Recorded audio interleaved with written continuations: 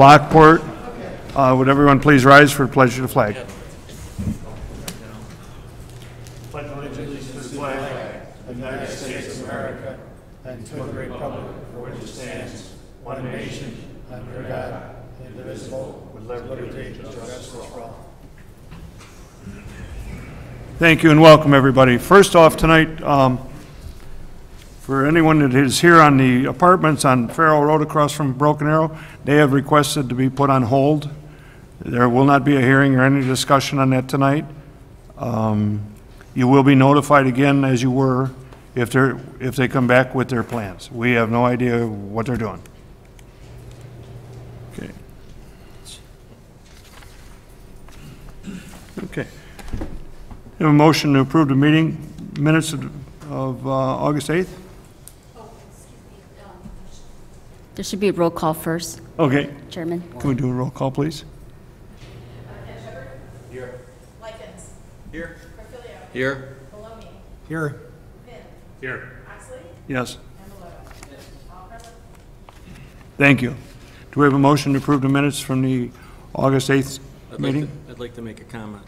We need a motion first. I'd like to approve the minutes as presented. Will you make a motion? Yes, make a motion. We have a motion. A second? Second. Comments? Changes? Just a general comment. Moving forward, this is for you. There's not a lot of specific details in the minutes.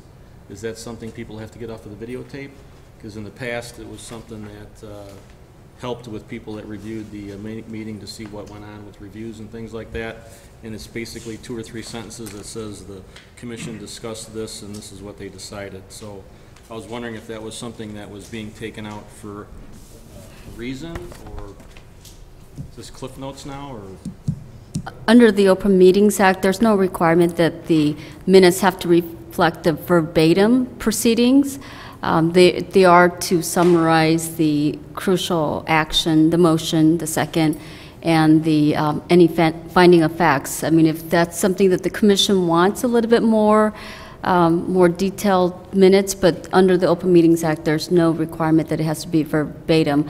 The records are adopted as part of the records of the proceeding and available to the public online. And if there's anything that is that they have a question on the detail, that can easily be heard. In the past, sometimes, and Dave's been up here longer than me, in the past I have referred back to old minutes to see what was discussed with specifics, and it's not easy to do that with the new format, so I'm just making a comment on that. It's a general comment. Yeah, and I believe Director Hurth has more detailed background. No, I'm just, well, one thing, we need to make sure that everyone's talking into their microphones clearly, because when it's difficult to hear out in the audience, but it's also difficult when I try to go watch the replay to make sure I capture everything in my reports. If you recall, this discussion has come up multiple times throughout the years. And when the City Council went to the Granicus system, it was then also available for Plan Commission meetings. And at that time, the city attorney had also indicated that the Granicus, the recording of the meeting, also serves as the record should there be some uncertainty or clarification needed in the actual written minutes. Okay, thank you. No, also, as long as we're on that subject, we've had discussion of, do we have a court reporter for public hearings or not? And that was removed, and I think our new recommendation is that we should. And that would be ultimately up to the city administrator whether the court reporter would be budgeted. Typically, for other municipalities, the applicant does have to front the cost of getting the court reporter. Our ordinance states that. Yeah, instead of having the staff paying for it. But for any matter that requires or that we think that will garner some type of objections, it would be ideal to have a court reporter present to take the minutes, and to actually not to take the minutes, but to actually record the public hearing. I think that we should have it for public hearings, and just for the public hearing. If we've got one public hearing or two, we have one tonight, I believe. I think we should have a court reporter here to record the minutes so they're accurate. If there's ever any thing back and forth about it, we have the exact minutes. And I think that was part of your recommendation, that we should go back to that. And our ordinance does state that the applicant pays for the fees of the court reporter. And there's a distinguishment between the minutes and the actual hearing. I think the problem last time, when there was a previous court reporter, was that they would actually take the minutes, They which were that's doing the not the whole court thing. reporter's job. Well- The court reporter's job is only to take the recording of any public hearing, and also, I guess, detail what the applicant stated, what the objector stated. So that was the problem, where the court reporter would sort of take the whole entire minutes, and they're not there to take a whole entire minutes. Right. The city clerk will be. So if the court reporter can just be limited to any public hearing, that would be, I think, more ideal than to have the court reporter present for the whole entire hearing. So that's something certainly the staff and the city administrator can discuss on whether that's a line item budget amount that can be added and approved by the city council. Yeah. Looking forward to hearing what you find. Yeah, we'll talk to Ben, and then we'll report back. Okay, thank you. Okay, so we have a motion and a second. Roll call. Shepherd, Yes. Lyons, Yes. Portillo. Yes? Maloney, Yes. Finn, Yes. Oxley, Yes. and Below. Yes. Motion passed. Thank you. Okay, the first case tonight is public hearing, special use permit for unique use motel in an R1 zoning district. Kimberly? Good evening, Chairman Oxley and members of the commission. Case number 2017-012 is before you this evening for public hearing. The applicant, Deepak Patel, is seeking approval of a special use permit to allow unique use motel within the R1 zoning district. The property is located at 14556 South Archer, generally located northeast of the intersection of West 147th Street and South Archer Avenue. The property was improved with a 17-unit motel and 3-bedroom residence in 1991. The annex property was rezoned from A1 agricultural to R1 single-family with a special use permit for a planned mixed-use development, a special use permit to establish and operate a motel, preliminary and final plan review, and final plat of subdivision. The motel was considered a special use due to the unique nature of the use and the adjoining land uses. At the time, more intense commercial uses such as automobile sales and repair shop were located to the southwest and general contractor to the southeast. Residential properties were located within close proximity to the north. Agricultural was located to the west. Public utilities were not available. However, the annexation agreement and final development plan state that in the event public water and sanitary sewer become available, the owner shall connect to public utility distribution systems. The original septic system plan was approved by the Will County Health Department in 1991. Given the amount of time that has passed, staff recommends that the new owner provide an updated septic system inspection report to confirm that the system is functional and adequate for use. This special use permit was crafted specifically for Mr. and Mrs. Tomala to establish and operate the motel with the condition that the family reside on premise. Any change in ownership of the motel would require a special use permit with input from the city before any future owners of the motel could operate it. The property is currently for sale. The interested buyer, Deepak Patel, intends to purchase the property and operate it as a family-operated business. The special use permit does not transfer with the property.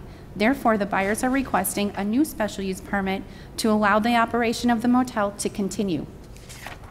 With the new request for special use permit, non-conforming matters need to be corrected or come into conformance. The applicant proposes to acquire the motel and maintain the current operations in place, which he intends to assess and evaluate. Upon evaluating current business operations, he proposes to slowly make improvements to the daily operations of running the motel. This includes making repairs, providing a clean environment, providing amenities, and committing to good service. The applicant has expressed that he will not live in the residence that is located on site. This was required with the original special use. However, employees or family members could use the residence when managing operations. The residence would not be rented to future tenants. The applicant requests a special use permit to transfer with the property, should he decide to sell the property. The prior special use permit was conditioned otherwise. Staff seeks direction from the commission. However, as written, the special use permit will transfer with ownership. A zoning inspection, as required with this request, was performed on September 5th. Upon inspection, staff observed and noted the following. Equipment trailers were found in the guest parking area. These should be removed or placed within the enclosed garage.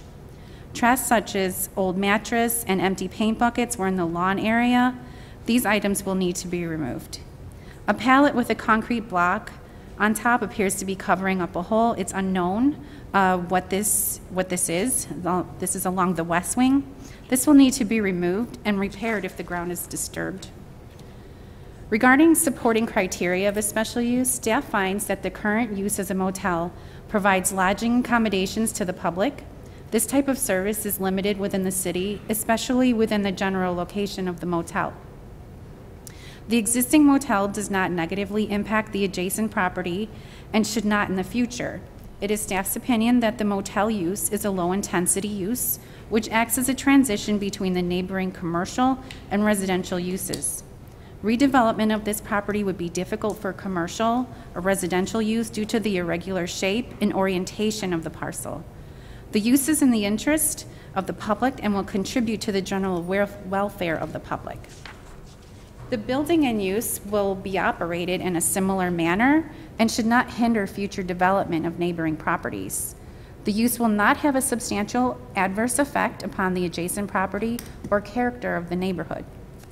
Additional standards and criteria for a unique use are provided by the applicant, and they are as follows. The existing motel is set back from the adjacent commercial properties along Archer. This creates separation from the more intensive businesses that are located closer to the highway. The motel fits in with the rural character that it also is present in the general area and contributes much to the surrounding neighborhood. According to the applicant, he promotes a safe environment with a clean guest list where he and his family can actively contribute to running a quality business. The applicant has expressed to staff that he sees the property with potential to grow and become a destination motel for families to get away or house family reunions or events. He envisions families utilizing the open areas for recreation and picnics. From an economic standpoint, these improvements have the potential to make a positive impact to Archer Avenue corridor. The supporting findings of fact for special use, unique use are as follows. Street access. The property has one access drive from Archer Avenue, which leads to an existing parking lot. Parking. An updated parking plan will be required as a condition of approval. Upon inspection, staff found that the parking configuration has changed from the originally approved site plan. The parking lot is not striped in accordance with city code. Concrete wheel stops are in place. Parking spaces that are shown as ADA spaces on the site plan were used as regular parking spaces and not marked with appropriate striping or signage. A portion of the parking area near a trash container is damaged and should be repaired. This will be a condition of approval. Also, the trash container should not be located in a parking space. Landscaping. A landscape plan will need to be provided. This will be a condition of approval. An approved landscape plan was found on file, however, the existing landscaping does not match. The foundation landscaping is identified on the plan with planting beds, however, it was never implemented. Although foundation landscaping is required per city code, it may not be feasible to provide at this time. However, planted containers providing year-round color will need to be provided as an alternative. Details of these containers will be subject to staff review and approval. This will be a condition of approval. A trash enclosure that is screened with landscaping is shown on the approved landscape plan. Upon inspection, neither the trash enclosure nor the landscape screening are located. The parking lot should have perimeter landscaping along the added spaces on the west side. Perimeter landscaping will need to be provided along the west side parking spaces. This is to be shown on the landscape plan as well. This will become a condition of approval. Trees along the driveway that are dead on the west side will need to be removed. This will also be a condition of approval. Signage. The freestanding sign has been altered from what was approved. The sign needs to be altered to reflect the approved sign detail the city has on file. The approved sign detail on file only includes the light fixtures on top of the brick columns. In addition, large stones that were placed at the base of the sign are not acceptable. Per code, a freestanding sign needs to include a minimum of 5-foot wide landscape area around the sign. This will be a condition of approval. Lighting. A lighting and photometric plan will be required. The existing outdoor lighting is in poor repair and not in conformance with city code. Remains of concrete fixture foundations with exposed rebar are found along the driveway. These will need to be removed. All remaining fixtures still intact should be removed and replaced with appropriate fixtures that are downward lit with full cutoff and subject to the review and approval by the city. This will be a condition of approval. Trash.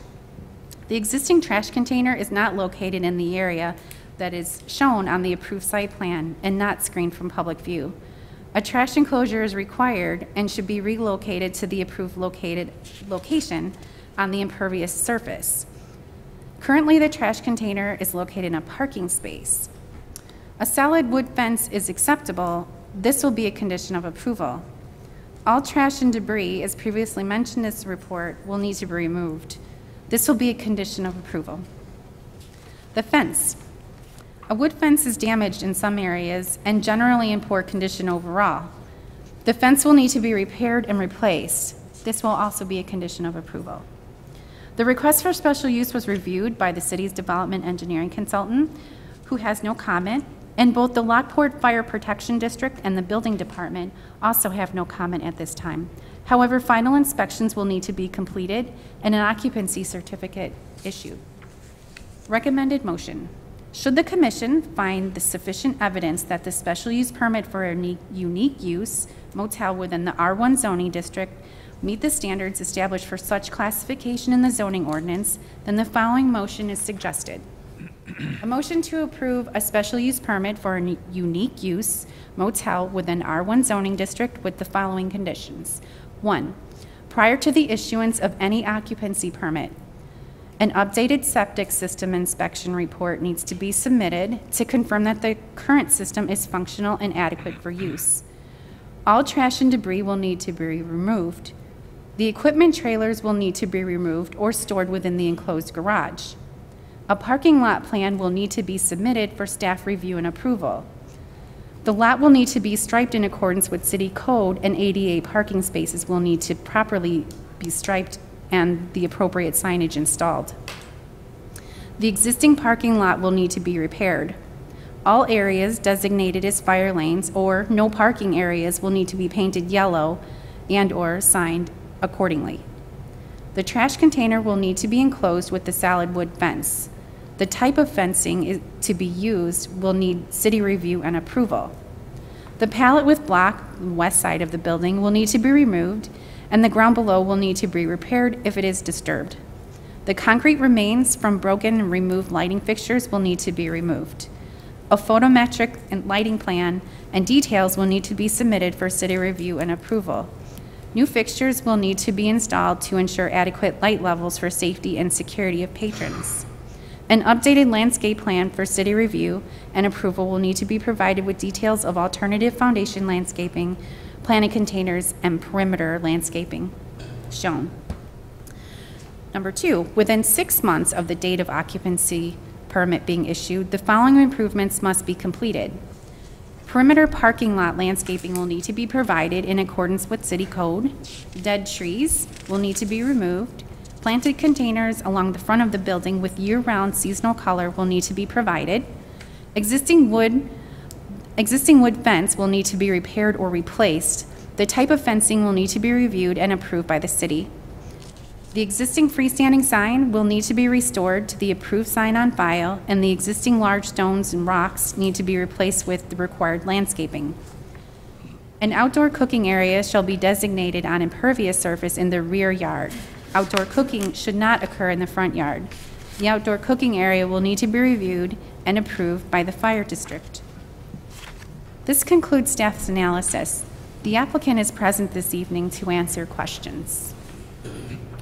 Thank you, Kimberly. Is the applicant present? Please come forward.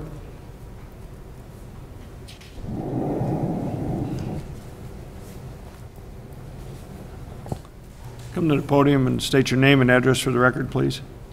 Deepak Patel, official residence is 7024 Cambridge Road, Downers Grove, Illinois 60516. If you read the staff report and went through it, are you in agreement with all their terms? Absolutely. Okay.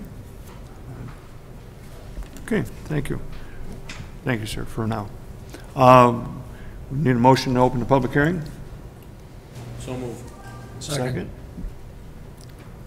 Anyone from the public wish to vote? Do we need a roll call? Need to vote on the motion, Okay. All Chairman. in favor, vote on, open the public hearing? Aye. Signify by saying aye. No? Thank you. Anyone from the public wish to speak about the hotel? Please come forward, sir. State your name and address. My name is Wayne Lucht Lamont. Pardon me? Wayne Lucht Lamont. I live in Lamont, 307 Freehoff, Lamont. Okay. I own the parcel of R1 that touches that finger that goes all the way back. And I'm wondering if that finger is zoned R1 and separate, or is that whole thing going to be all special use? That little finger that goes, I don't know how to describe it, I can see it up here. The, Okay. We'll address your comments after, sir. Okay, that's my bit of a concern, because it goes all the way to, that finger goes all the way to existing housing and then zoned R1 next to it. Okay. The rest of it, doesn't really have a relevance. Okay. Thank you, sir. Anyone else from the public wish to speak? Hearing none, a motion to close the public hearing? So moved. Moved by Maloney, second by Shepherd. All in favor, signify by saying aye. Aye. Okay. Gentlemen, what's your pleasure on this? Anyone have comments, questions? Speak now. I have a couple questions. Jim or B? Questions really for staff, and Sonny, maybe, is this special use that talking about, it's existing, it went with the owner at the time. Was this special use, if this went forward, are they assuming the special use, or it'll be a new special use permit? Or New. This would be a new special use because the prior special use would only attach to the Tamales, the current owners right now, and they're planning on selling it, but that would not, the special use now would not carry to the new owners because the special use was limited to the owner to remain in the hotel, and there are other conditions. So this is you would treat it as a new special use. And then it looked like I guess for staff, when is water and sewer?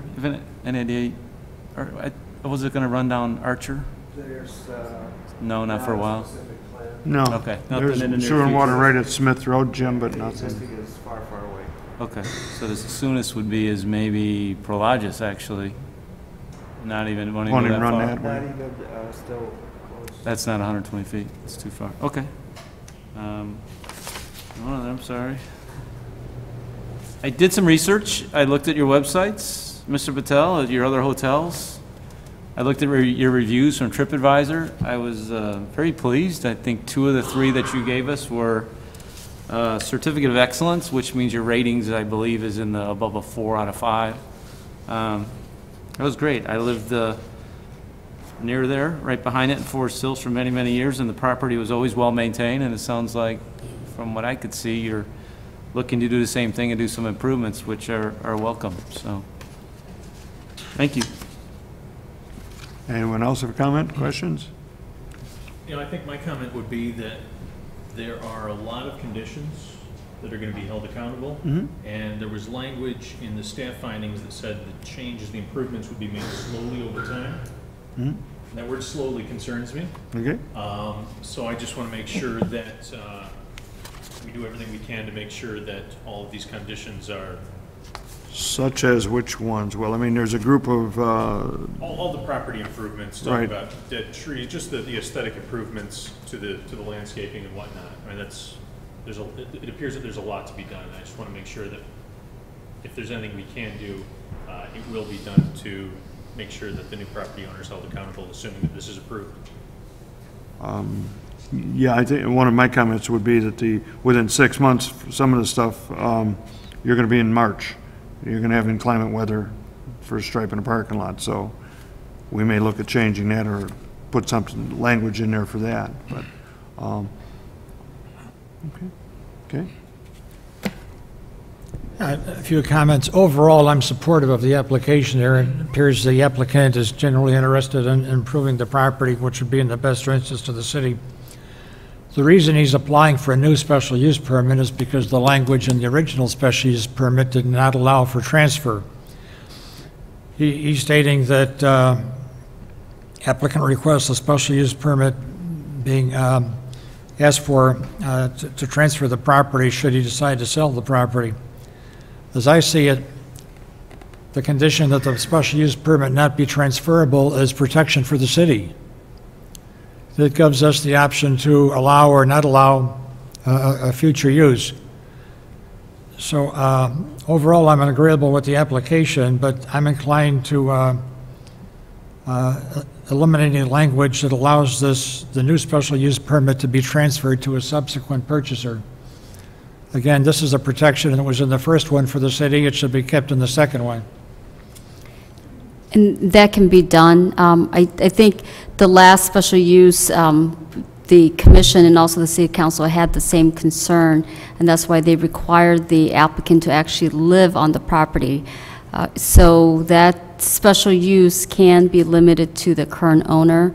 I think maybe the memo reflected that the current owner, the Tamalas, were wanting to transfer their special use to the new owner, and that's the condition of the new owner, the applicant, being able to purchase the property. It hasn't been purchased yet.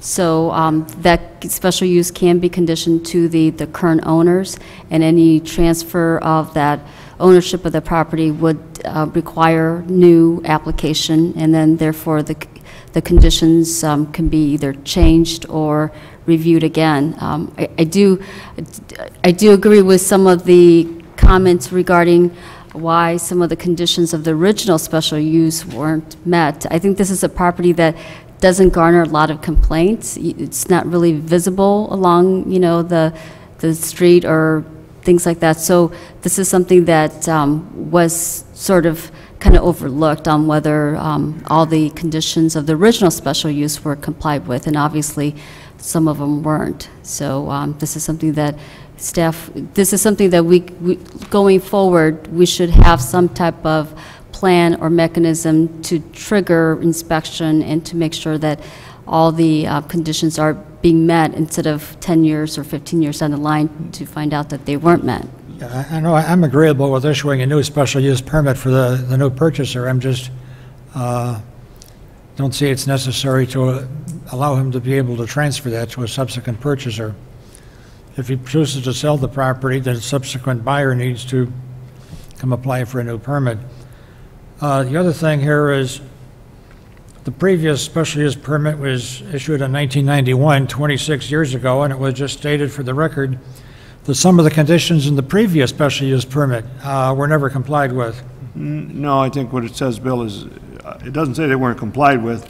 I think what it is we have a housekeeping issue here. Not currently in compliance. Some of the stuff wasn't kept up according to the special use permit. Okay, So well, it may have been and then fell into ill repair. But we have code enforcement also that, the staff report indicates a lot of these items, and then where was code enforcement?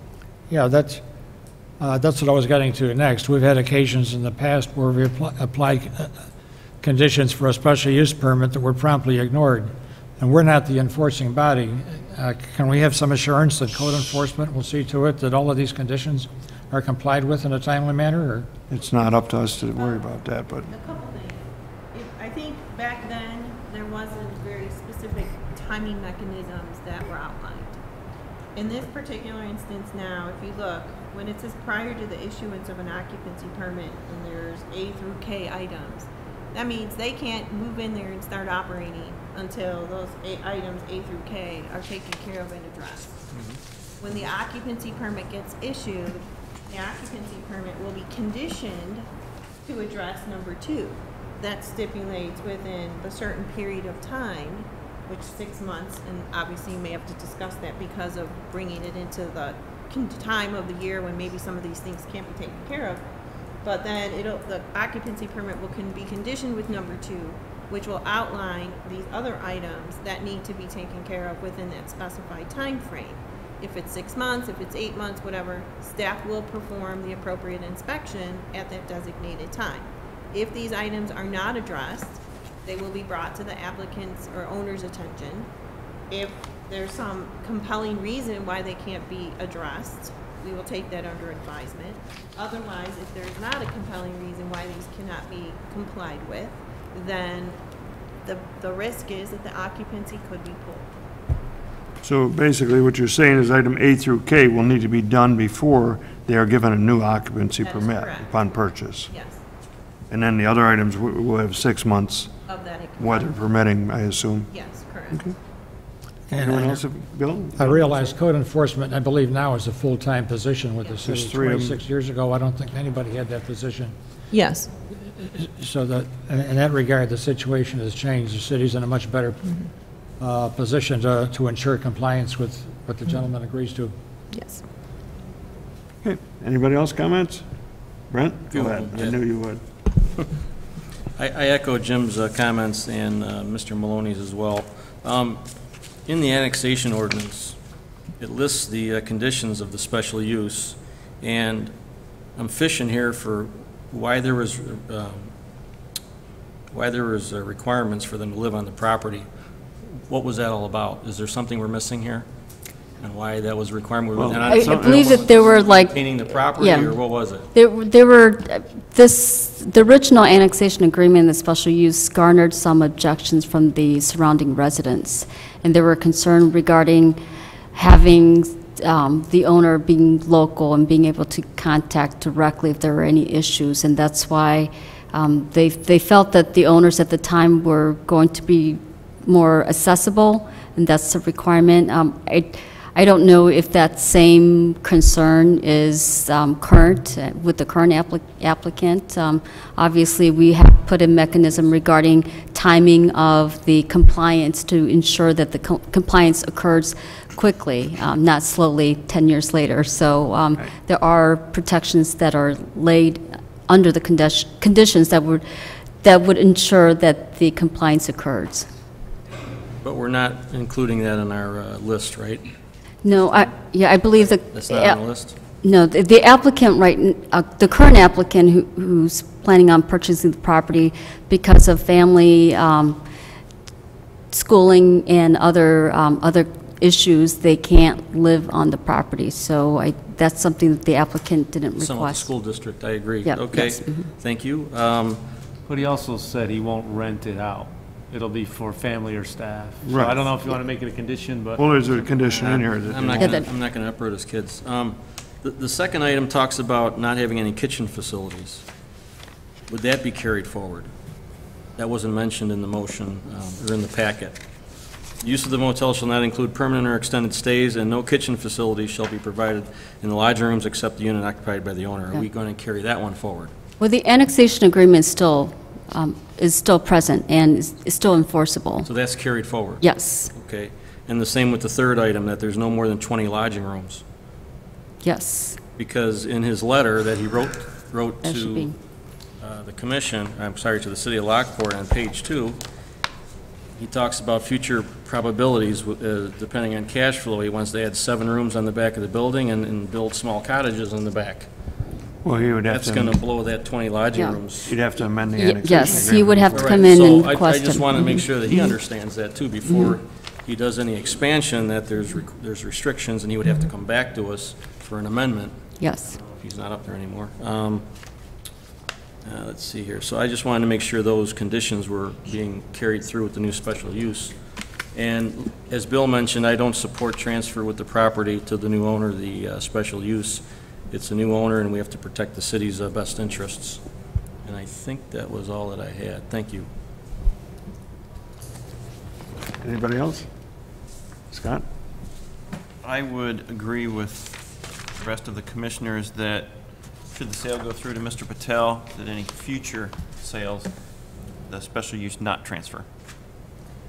The other comment I have, relative to signage, I'm trying to understand exactly what staff have said here.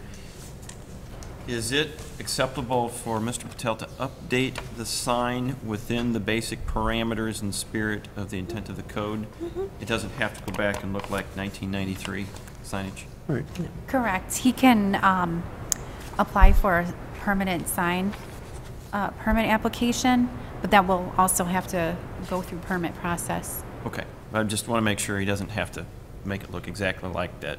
The idea is that the current sign, if he chooses to continue using the current signage, the freestanding sign has been amended. There looks to be an added frame with some string lighting that wasn't part of the original approval for the sign. Okay. That's all I have. Nope, the only question I had, you guys answered about the special use permit being transferred. That's the only question I had. Okay. One other thought here. Almost every hotel and motel nowadays, for competitive reasons, this is one refrigerator and a microwave oven, whether you want it or not. If you were to put those in this room, would that constitute kitchen facilities? We would have to look at that, but I don't think it's an actual full kitchen. Full kitchen would be a sink. You could have a mini bar. A lot of hotels room have mini bars or mini refrigerators. That's probably the difference between a Yeah. sleeping unit and a dwelling unit. Right. If there is cooking equipment like a stove, range, then it's a dwelling unit. Sleeping unit, microwave, fridge does not permissible. constitute dwelling. Yes. Kimberly? Chairman, I would like to address the member from the community who asked the question about the special zoning, use yes, for the please do. boundaries. I Yes. do want to let you know that the property boundary that's identified in yellow, that the full parcel will be subject to the special use permit. But I do want to reiterate that, again, if there's any expansion or new development, that will trigger approval process and new zoning action. But as of now, it's staying R1 with a special use, correct? Staying. So it will be R1. The parcel next to it, which is what I own, is it's split in zoning. The front portion's C and the back portion's R1. And that's why I was questioning that little finger there, how that was being addressed, because we were addressed separately. The zoning will stay intact. The full parcel will be R1, subject to the special use. Great, thank you. Appreciate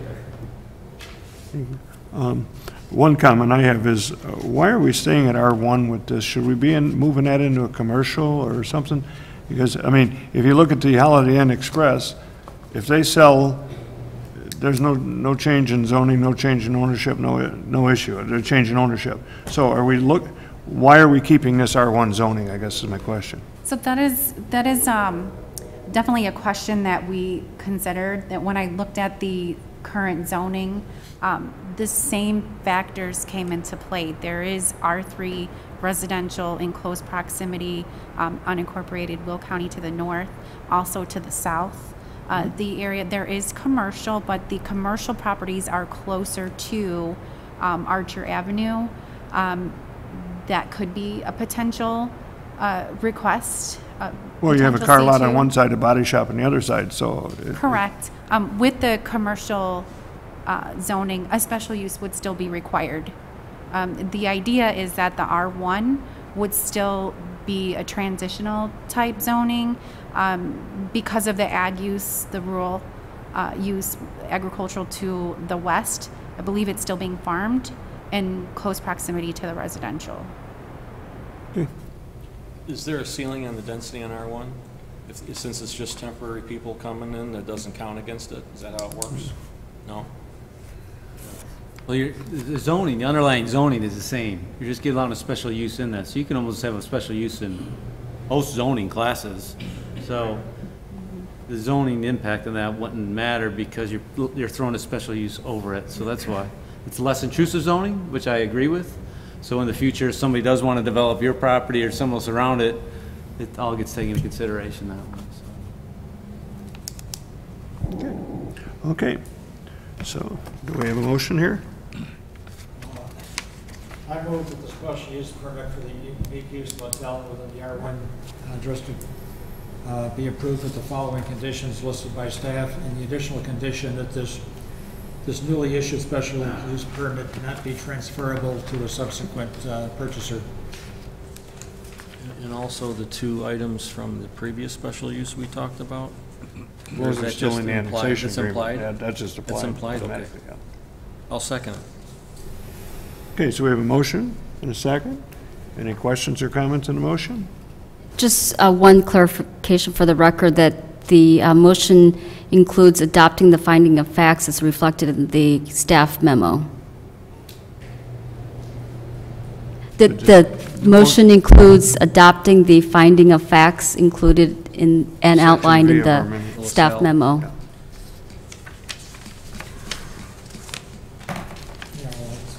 Yeah. Yeah, the findings of fact that are in the staff report. So, fine with me. Yes. I'm still It's good fine. with it. I'm still good Okay. with it, yep. Thank you for clarifying. Roll call vote, please. Shepherd? Yes. Likens? Yes? Portillo? Yes? Maloney? Yes. Finn? Yes. Oxley? Yes. Rhoda? Yes. Motion passed. Thank you. This will go to the city council at 7 PM in this room on October, 20th, no, October 4th. October 3rd, 4th. or 4th, 7 PM. Thank you.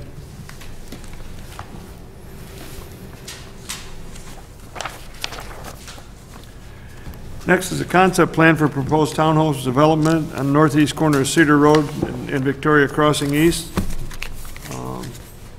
Staff? Thank you, Chairman. The next case, 2017-011, John Atkinson has submitted concept plan for Terraces of Cedar Crest, a 4.4-acre residential townhome community for the property generally located at the northeast corner of Victoria Crossing and Cedar Road. The subject property, Zone C2, was part of an approved 202-acre planned unit development, Victoria Crossings, that consisted of R1 single family, R2 single family, and C2 community commercial. Victoria Crossings is primarily a residential development located both east and west of Cedar Road, north of Division, with 2 parcels having frontage on Cedar Road being Zone C2.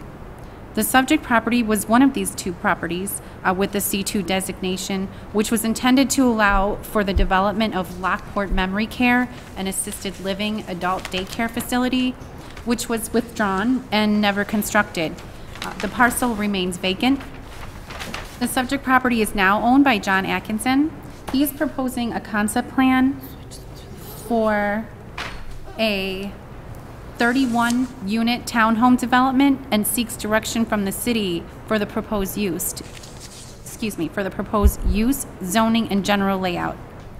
The proposed development will require a change in zoning from C2 to R2, and due to the necessary rezoning and deviation from the city's comprehensive plan, staff recommended the applicant proceed with the concept plan first in order to determine the feasibility of the proposal.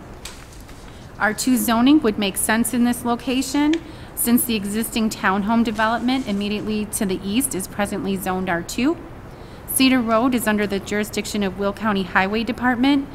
Direct access from Cedar would not be permitted, which can limit interest in the developing the property as a commercial use, since commercial uses can have a very different traffic pattern and/or access needs. Any proposed development, whether commercial or residential, would only be allowed direct access from Victoria Crossing. A concept plan does not require a public hearing. However, courtesy notices were sent to adjacent property owners. No comments have been received. The project overview includes the site plan, which illustrates 8 buildings with a total of 31 townhome units. According to the applicant's summary, each unit is approximately 1,875 square feet in floor area and 5,379 square feet of lot size. The site plan illustrates that the units will be oriented to face a main private access drive off of Victoria Crossing. The access drive has a cul-de-sac turnaround. Additional guest parking will be provided along with a pedestrian walkway on one side of the access drive. All units will have 2-car garages with separate driveways. The 4.4 acre development will have an approximate density of 7 units per acre, which is less than the 8.9 units per acre for the adjacent townhomes on South Newcastle Way. Building elevations were not submitted for review at this time, however, will be required during the preliminary review and will need to comply with city design and development guidelines. Landscape plans will be required during the preliminary plan review and will need to comply with the city design and development guidelines.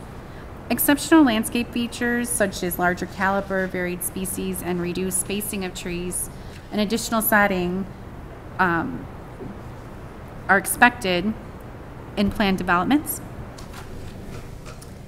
The engineering review letter, which was attached to your packet, was prepared by the city development engineering consultant. At this time, comments are applicable to future review process. The fire district, the concept plan was submitted to the Homer Township Fire Prevention District for review. The fire district has no comments or concerns at this time. Should the commission find the concept plan for the proposed 31-unit residential townhome development acceptable, the following motion is suggested.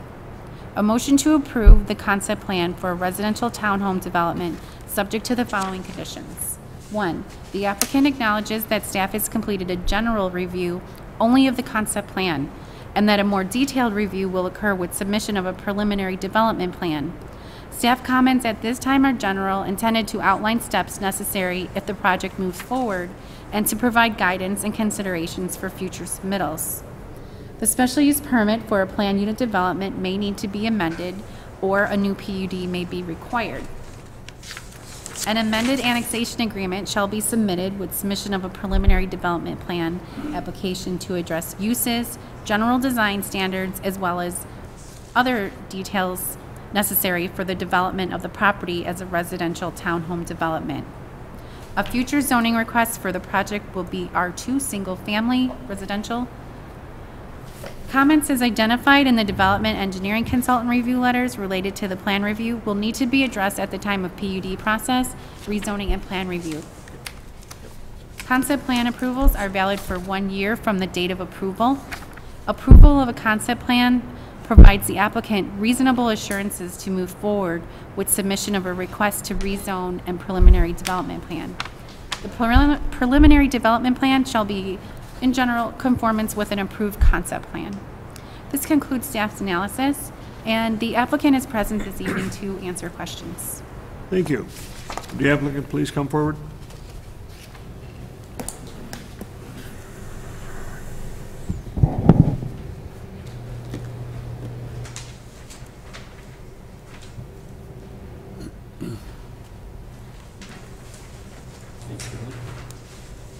Good evening, everyone.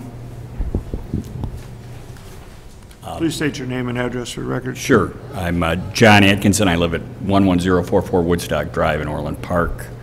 Okay. Thank you for the opportunity to present our concept this evening. I'm accompanied by Ron Weslitz of the Linden Group, who assisted with the drawing of the concept plan.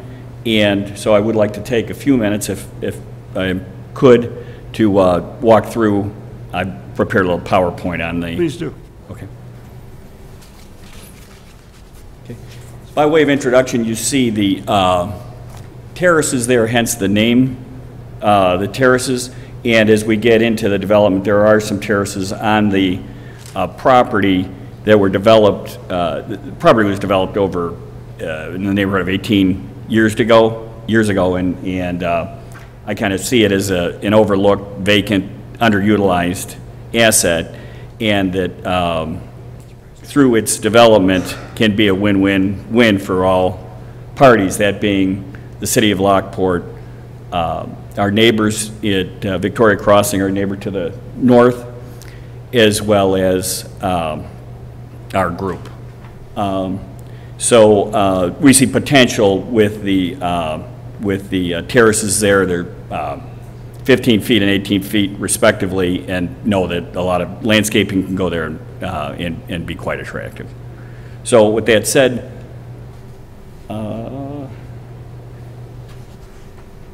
okay, who is John Atkinson and Lockport Cedar, the applicant? You're looking at John Atkinson. I'm the manager of Lockport Cedar LLC, real estate lifer, as you might say. For the last 18-plus years, had been with a home builder and developer that was in several markets throughout the country, and more recently, over the last 13-plus years, had executive and ownership positions with a developer, contractor, and investor in the south suburbs.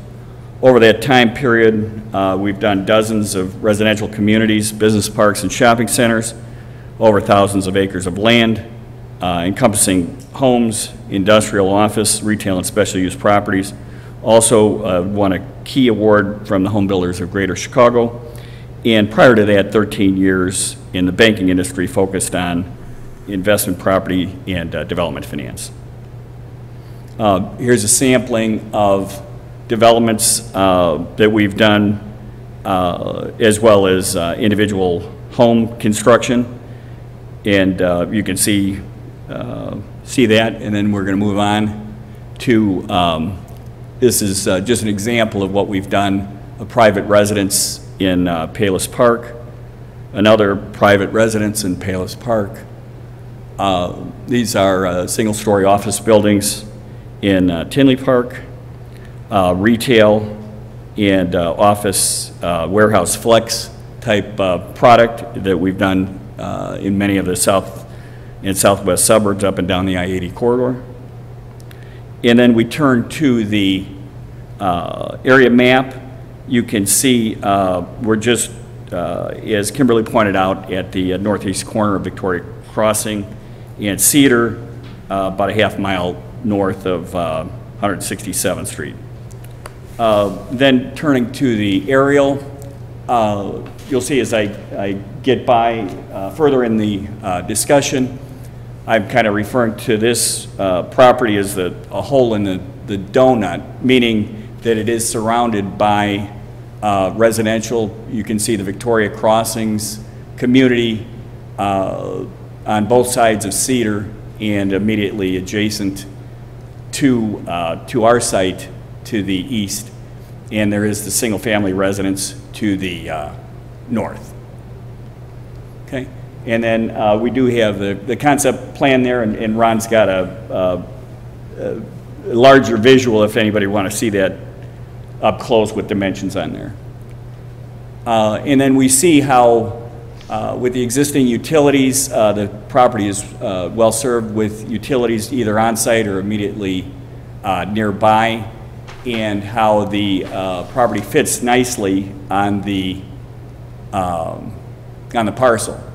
And then you do see as well that the property does drain to the south. Recapping in terms of the existing site, we've got 4.4 acres. The available utilities are there, drainage to the south. And one thing that's pointed out that Steve mentioned in his report was that the retention is provided in the Victoria Pond to the south with the original subdivision development. And then looking ahead in terms of our plan setbacks, if Cedar Road eventually gets expanded, we've got adequate setback there to accommodate that. Then you can see here with our photos, this is to the north of us. You see the number of mature trees and evergreen in the top two pictures, and then you get a glimpse at the terraces that I'm talking about right now. Doesn't look all that attractive just because it's overgrown, but we're excited to turn it more like the cover. And then you see the retaining wall on the west side of the parcel near Cedar Road. Okay, and then here we're just looking north, relatively not too much happening along Cedar Road again. I know the value of very good landscaping, and you won't be disappointed when we do move forward with a landscaping plan. And then to our east, you can see our neighbors at Victoria Crossing. We think that the plan features the layout to maximize the inherent features that I was just talking about. The streetscape will be improved with the landscaping throughout the site, and we've got a paver treatment. It'll be a stamped concrete that will add a little touch to the cul-de-sac at the north end of the property, and so we exceed the spacing requirements by the ordinance, and then we will have pedestrian circulation by way of sidewalk along the public drive. Actually, Kimberly mentioned, I think, private. We would like, it's built to public specifications, so we'd like to stay with that. And then while we do have some work ahead of us in terms of refining plans, we do have 4 and 3 unit buildings that we see as appealing in that there are fewer, harder to sell middle units that don't have the windows that you do at the ends. And unit sizes, Kimberly mentioned about 1,800 feet on average, ranging from just under 1,500 to just under 2,200 square feet. And we know and will provide, when we move forward, an attractive product from every direction. So again, here's the hopefully the ideas as to the after, and you can see a little bit better the before that you've got, I think 15 feet and 13 feet respectively, that the terraces are right now overgrown, and we'll have it cleaned up and quite attractive.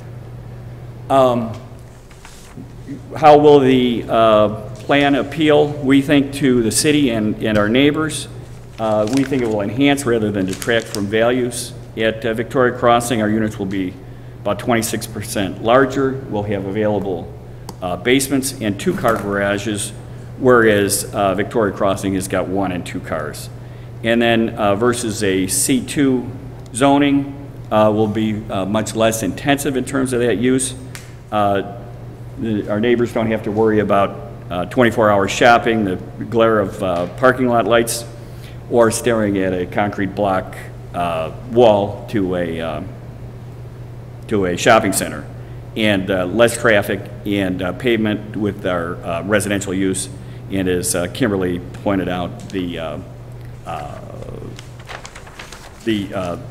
not being able to access onto Cedar again further inhibits the development as C2, and I'm going to go over that in a little bit as well. In terms of less density, you can see that on our existing plan, when we look at the east property line, we've got 12 units versus Victoria Crossing's got 17 over that same approximate footage. And then our average unit size in terms of lot area per square foot is well above the annexation agreement and the ordinance. And as Kimberly pointed out, our density is well below that of our neighbor at Victoria Crossing. Unit 5 at 8.9 units and Unit 3 at 12.2. We envision a townhome rather than a condominium form of ownership, as well as restrictive covenants. We're excited as to the amenities that are conducive to residential development and future homeowners can enjoy, that being the schools, churches in the fire protection district just up the street, as well as the very scenic Victoria Lake Park and Victoria Pond just to the south of us, as well as Messenger Woods Nature Preserve. And here visually you can see, again, Victoria Pond just to the south. First time I saw Victoria Lake Park, I fell in love with it. And I see how pretty it is with the picture in the bottom left. And then we've got another picture of the very attractive and Messenger Woods Nature Preserve. So in terms of where is the market, we feel that through our research, supply is down and prices are up, and that our product will address a real and current need. There's only one active townhome community within the city, and we do know that it's selling quite well and is expected to be sold out by our opening. And as Kimberly shared with me, there are no other townhome communities presently in Lockport planning, and we believe there's a real need for properly priced housing to meet the growth that we've seen up and down I-355 and the rebirth of the Lockport Square commercial offerings. As we can see with this next graph, that the month supply of townhomes has fallen dramatically and prices have trended up nicely, both indicative of a need for this type of development. Why do we believe the change to R2 zoning is appropriate? For the following reasons. The master plan update shows residential all to the west, excepting Morris Park. And again, as I mentioned, kind of the hole in the donut, with us being surrounded by residential uses. And then you can see we're at just on the opposite side at Cedar Road where that number 22 is. It might be a little hard to see, but you can see all the yellow and the light green there is all residential in that plan. And then visually what I did here was, you can see that same yellow of residential surrounding our terraces site. Okay, and then with the comprehensive plan, similarly you can see a lot of yellow and green representing the residential, and the red that right now is the C2, but we'll talk a little bit more about that in just a minute. Okay. In terms of the C2 designation, its title is Community Commercial District, and serving a broad range of general shopping and grouping of compatible business uses and business prosperity.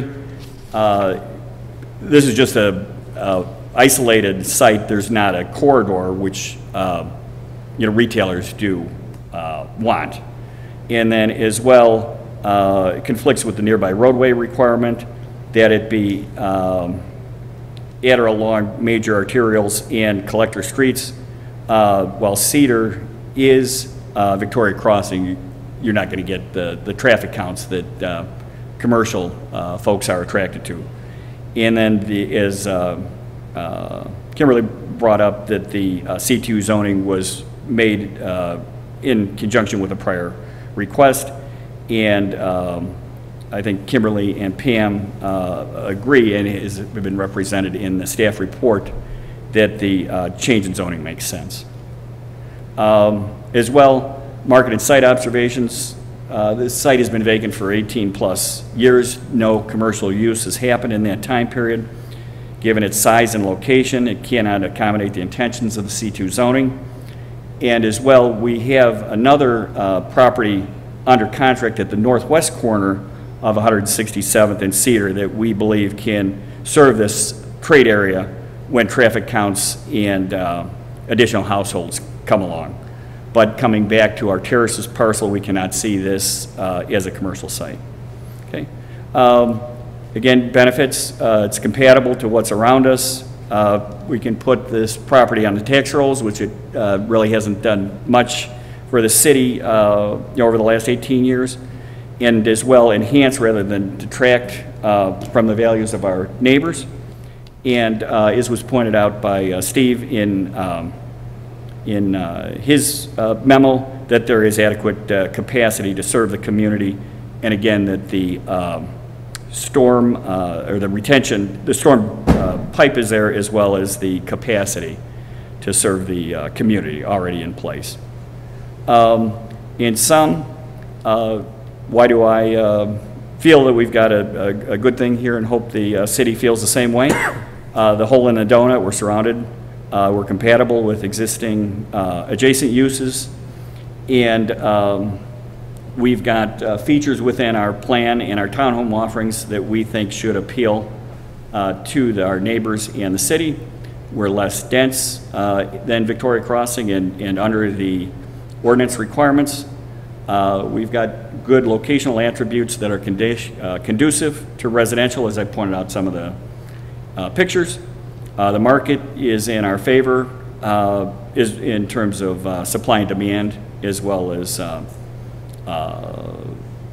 rising prices a little bit, and the conflicts of the C2 ordinance to our parcel in terms of purpose and need for roadways, and that, again, the zoning change makes sense in the opinion of staff, and that there hasn't been market activity, and that we do have another site that we're also under contract at, again, at the northwest corner, that we think can serve the needs of the community and the previously mentioned benefits to the city.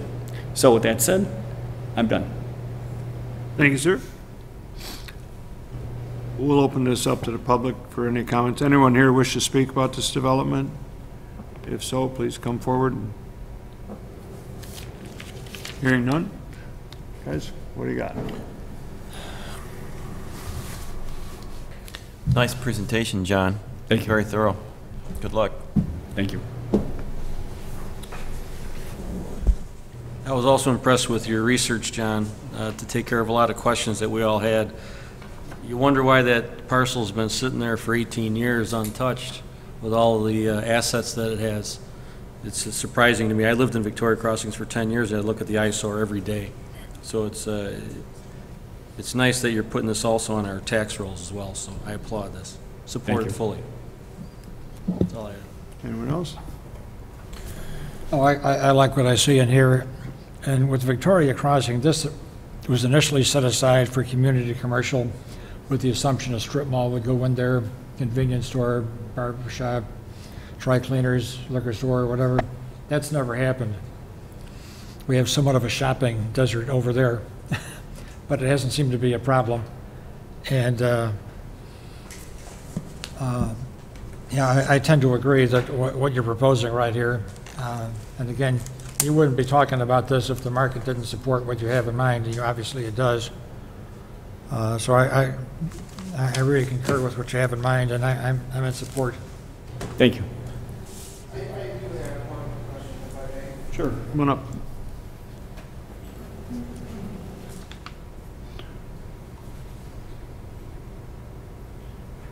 Neil Cannelli, I'm on Newcastle. I got a question about the elevation.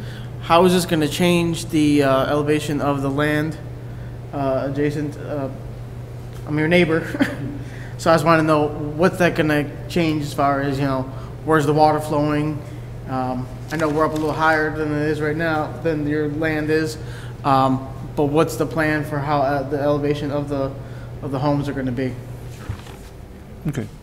We haven't really progressed that far in terms of engineering, nor is that required at this time with concept. But we do know, as we pointed out, that the storm pipe is in place, and we don't envision having any need to bring in soil for you to be worried about, flooding coming your way. I don't see that at all. while we've still got some work to do, I don't envision at all having to bring material in to develop the property. Thank you. One of the questions I have, what is your right-of-way from the center of Cedar Road, but what is your right-of-way from the center of Cedar? Your setback's 190-some feet. What is the right-of-way? Right now, I think it's 40, and then we can accommodate the expansion. Okay. So your rear So you could go, I think per the annexation agreement goes down to 30 feet, and will be 30 or more if Cedar is expanded all the way. So you're still looking at a 40-foot rear yard setback then? Well, it depends on how much Will County Department of Transportation takes, but it will meet or exceed 30 feet, I think, per our preliminary numbers. And then also in the staff report, they mentioned a private road, and you mentioned a public road. Yes. It's built to public specifications, so we'd like it to be public. Okay. That's the only comments I have. Anyone else? Yes, sir. John, I just wanted to ask you, the staff had mentioned in there, the site plan was illustrating that project would be developed as a single lot. And how will the owners have, will they have ownership of the building? I'll correct you, that's a little bit of a, and Kimberly, I think, asked the question. I followed up in my reply that it will be townhome ownership, so everyone will have their individual lots with common area around it. So if I may have interrupted, but I think I answered your question. Okay, okay. So the common areas would be handled by an association? Yes, sir. Okay. As well as restrictive covenants. Okay. Hearing no other comments, what's your pleasure, gentlemen? Motion to approve as presented, to go forward with preliminary plans. I think that's the rezoning happens in the next step, correct? Correct. Yeah, we need to work on the annexation agreement as well. A second. So we have a motion, a second. Any comments, questions? Roll call vote, please. Yes. Likens. Yes. Portillo. Yes. Maloney. Yes. Pin. Yes. Oxley. Yes. And Balota. Yes. Motion passed. Thank you. This will go to... Thank you all. Have a nice evening. Pardon me? I said thank you all and have a nice evening. Thank you. Okay. Next, under old business, we have a plat of consolidation, re-subdivision and right-of-way dedication for 151st Street Temple. Yes, thank you. As you recall, back in August, the city did approve annexation and rezoning for the property we know as GG Temple, which is located at both 160-0559 and 16105 West 151st Street.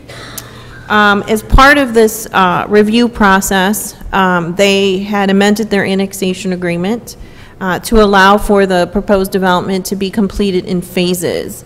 Under Phase 1, one of the requirements was that the property be consolidated into a single lot of development, and that was supposed to take place prior to June of 2018. In addition to that, if you recall, the commission had expressed some concerns when reviewing the final development plan that if a sidewalk were to be installed along 151st Street at some point in the future, that the proximity of the proposed detention area may create some conflicts. So the applicant did agree to dedicate additional right-of-way, 7 foot, to be able to accommodate the sidewalk in a safe manner adjacent to the pond. Because both documents were required separately, have been combined into one. That's why you're seeing it before you this evening. So it's basically an obligation of the annexation agreement and a fulfillment of the condition of approval that you placed on the final development plan. So with that being said, the property will be consolidated into one lot, which would total 4.275 acres. And as I said, it will include the right-of-way dedication. So with that, should the commission find the plat of consolidation and right-of-way dedication acceptable, we would suggest a motion to remove the plat as presented. Gentlemen, what's your pleasure? So moved. Second by Balota, second by Portillo. Roll call vote, please. Shepherd. Yes. Likens. Yes. Portillo. Yes. Maloney. Yes. Sims. Yes. Oxley. Yes. Cambalota. Yes. Motion passed. Okay. Any citizens to be heard? Anyone want to talk to us? No. Okay. Yes. Yes. Chairman's report, have not much. Commissioner's report, Bill? I was present at the city council meeting last week on Wednesday, and the mayor from the counter podium asked me to convey to the board his high regards in terms of the work that the planning commission does. He was quite complimentary of everything that we'd sent to the city council of late, so he wanted me to pass that on to the panel. Thank you. Awesome. Thank you, Mayor. My question is, why do we have two cameras tonight? We have a regular camera, and is this a separate? It's not staff initiated. Pardon me? I think it's just a resident. Oh, okay. I didn't know if it was cable TV or why, that's all. Just wondering. Hi, Grant, how are you? Yeah. Yep, good. We're on track. We've got Sunny to keep us in line. She does. Also, I have a staff report. We had that first. We're not doing that tonight. No, right here, staff report. Go ahead. Go ahead. Anyway, so next month's meeting, we only will have one item, and that item will be Sagebrook Phase 3. If you recall, that was approved as one unit. They are interested in starting that unit, however, they want to divide it into a Phase 3 and a Phase 4. So they need to resubmit the plat of subdivision only, not the development plan, because that's already been approved. So that's the only item on the agenda for next month. I know that Mr. Oxley will not be in attendance, and Mr. Shepherd will not be in attendance. So if anyone else, if two more of you are not in attendance, if you could please make sure you let me know as soon as possible so that I can make sure that I can advise the applicant accordingly. Thank you. You guys know the rules. Conform, Brent. I will be here. Oh, okay. Unlike you, I will be here. I will be here. This was planned before I was over here. Okay. Anyone else have anything to say? Hearing none, motion to adjourn? So moved. Second. All in favor? Aye. Opposed? Thank you. Judge?